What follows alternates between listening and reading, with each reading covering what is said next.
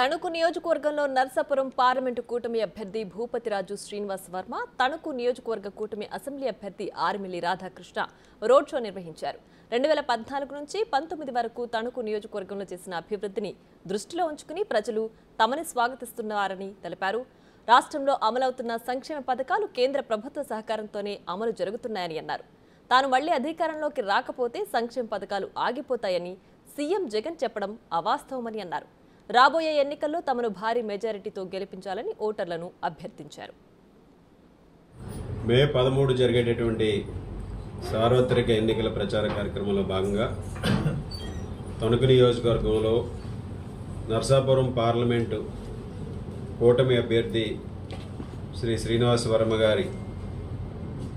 గారితో కలిసి ఈరోజు తణుకు నియోజకవర్గంలో దాదాపు 20 గ్రామాల్లో రోడ్ షో నిర్వహిస్తూ అత్తిలి, ఇరగవరం, తణుకు రూరల్ మండలాలు కవర్ అయ్యే విధంగా ఈరోజు ఈ రోడ్ షో నిర్వహిస్తున్నాం. ఉదయం నుంచి మండుటెండలో కూడా తెలుగుదేశం, జనసేన, బీజేపీ శ్రేణులు పెద్ద ఎత్తున పాల్గొని దీన్ని విజయవంతం చేసి ప్రచారాన్ని అన్ని గ్రామాలకి కూడా ఉధృతంగా తీసుకెళ్ళడం జరుగుతుంది. ఈరోజు ప్రజలందరూ కూడా, రైతులు కానీ ఈ ప్రచార కార్యక్రమంలో రైతులు, మహిళలు, యువత కూడా స్పందిస్తూ వారందరూ కూడా నాకు, శ్రీనివాస వర్మ గారికి ఇద్దరికీ కూడా సంఘీభావం ప్రకటిస్తూ రాబోయే రోజుల్లో కూటమి ప్రభుత్వం అధికారంలోకి రావాలని ప్రతి ఒక్కరూ కూడా ఆకాంక్షిస్తున్నారు.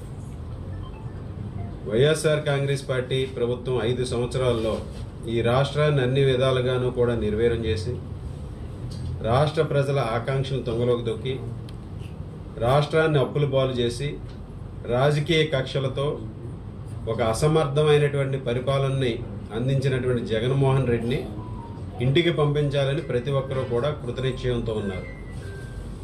చంద్రబాబు నాయుడు గారు, పవన్ కళ్యాణ్ గారు, అదేవిధంగా మోడీ గారు, వీరి ముగ్గురు కూడా రాబోయే రోజుల్లో ఈ ఆంధ్రప్రదేశ్ రాష్ట్రాన్ని పునర్నిర్మాణం చేసే విధంగా, ఈ రాష్ట్ర ప్రజల ఆకాంక్షలు నెరవేర్చే విధంగా సూపర్ 6 మేనిఫెస్టో ఏదైతే ఉందో అది ప్రజల్లోకి పూర్తిగా ప్రతి ఇంటికి కూడా చేరువైంది. ఈరోజు జగన్మోహన్ రెడ్డి విడుదల చేసినటువంటి మేనిఫెస్టో ఏదైతే ఉందో ఈరోజు నవరత్నాలు అని చెప్పి నవమోసాలు చేసి ఈరోజు మరలా నవరంగాలని మరొక దానికి తెరదీసి ఈరోజు ఏ విధంగా ఈ మేనిఫెస్టోను రూపొందించారో ఇది ప్రజల్లో పేలవంగా ఉందనేది భావన ఏర్పడింది. గతంలో అమలు చేయలేనటువంటి హామీలని జగన్మోహన్ రెడ్డి మేనిఫెస్టో అనేది ఒక భగవద్గీత, బైబిల్, ఖురాన్ అని చెబుతూ